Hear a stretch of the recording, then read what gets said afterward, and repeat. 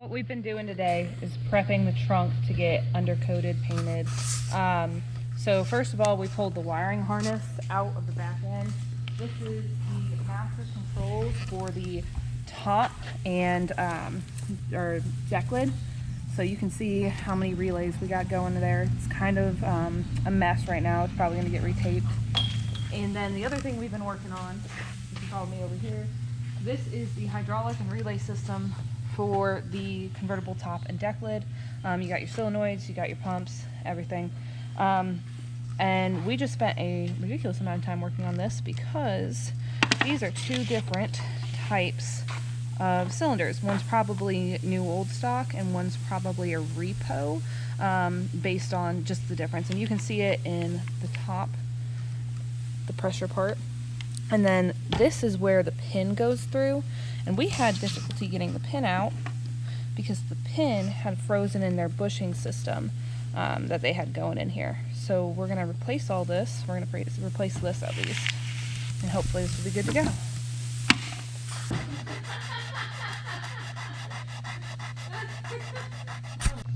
So this is the fully disassembled trunk. As you can see, we sprayed the bare metal in epoxy primer. We're waiting for our trunk liner to get here, and then we're going to spray that as soon as we can. Once that's done, everything will go back together. In the meantime, I'm over here working on doors again. So originally this would have had clips going down into here, but you can see that someone has already, they didn't have the clips obviously, so they drilled out this doubled wall steel and they riveted the belt sweeps here. Well, the issue with that is that these aren't in a straight line. So we are re-drilling holes and we are going to rivet this back on. And then the windows will go in immediately after. So it's relay day here at Graveyard Run. These are the relay system for the convertible deck lid and convertible top. So we have gone through, we've tested all of them. We found one that had a short, and we are currently in the process of rebuilding it so it no longer shorts out. So this is just the relay system. If you go down, you can see where we started rebuilding the hydraulic system as well. So we're on day 2 of wiring. And this is the main harness for the trunk. This runs all the power to the convertible top system. And what we're doing is replacing a lot of these wires. They were dry rotted, they were cracked. There was electrical tape hiding some imperfections. So we're doing wiring 101, which is solder your shit. A butt connector will only get you so far. It will only last so long. It's not a good mechanical connection. So we have done some old school soldering going on right now. That is the first mechanical connection. I'm pulling on it and you can see it's not moving, and then we'll throw some solder on it, put some heat shrink on it, and we'll call it a fucking day.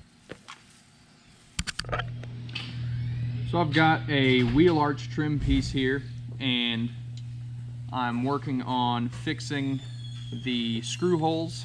At some point in time they have been torqued down really hard, and so you can see big old crater there.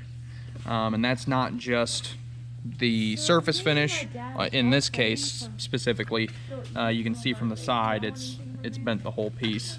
So I've gone and I've already fixed a couple on this one.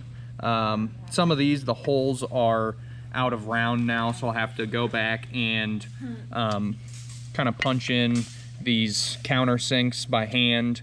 And in some cases they're bad enough, like this one where the countersink is non-existent. I'll have to go back, smash it flat, and weld them up to make them correct. But this is kind of a perfect example of what it'll look like fixed. You know, no waves, nice and flat, feels smooth, and the countersink is right where you want it. The hole might be a touch small, but that can get smoothed out later on. So that's what we're working with. So what we have here are the vent windows from the Lincoln. They've been re-chromed by Brightworks. We've got them taped off. As you can see, we spent all day yesterday installing a total of 6 rivets. It took us about 8 hours. We had to have them custom ordered. They just don't make those rivets anymore.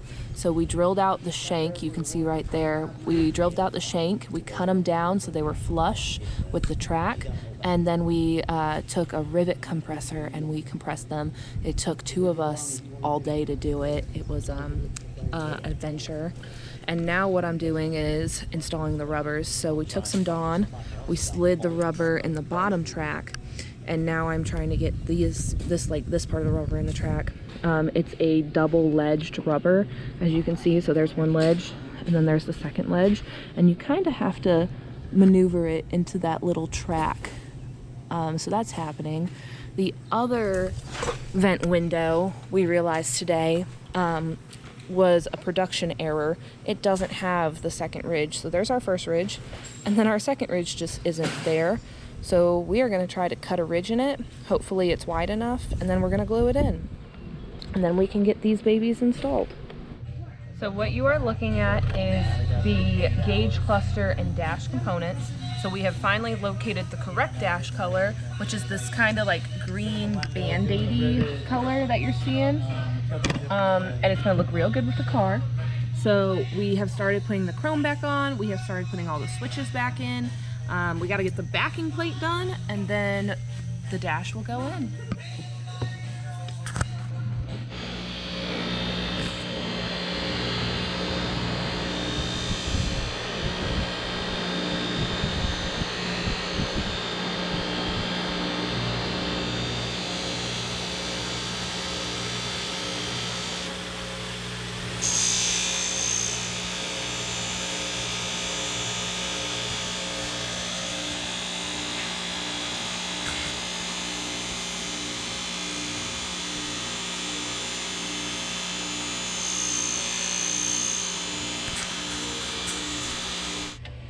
So we've gotten a lot done.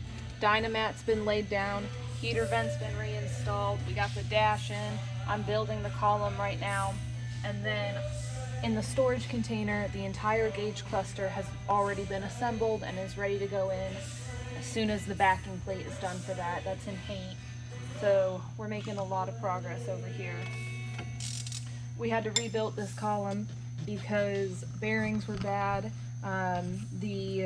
There's a slotted piece that this gear slide goes in that had been shorn off and was floating around inside the column, so we got a new one of those. And so this has gotten a full rebuild actually. So yesterday me and Brad installed the dash pad. Today I rebuilt the column. It looks super good in the color it's supposed to be. We replaced bearings, we replaced switches. It was a good time. I also got the defroster vents in. So that is actually a 2-part piece that controls the floor vent and the main vent. So that's in. Radio bezel is about to go in next week. And then once the backing plate is done on the gauges, we can put the gauge cluster in and put in the heater control vent. Woohoo! So when we removed the radio originally, this plastic lens was cracked. So we got some Lexan and we are currently remaking this. So I've cut it out, I've drilled the holes. I'm doing final fitment right now. It still needs to get buffed and polished, but this will sit right in there, and that is our brand new lens.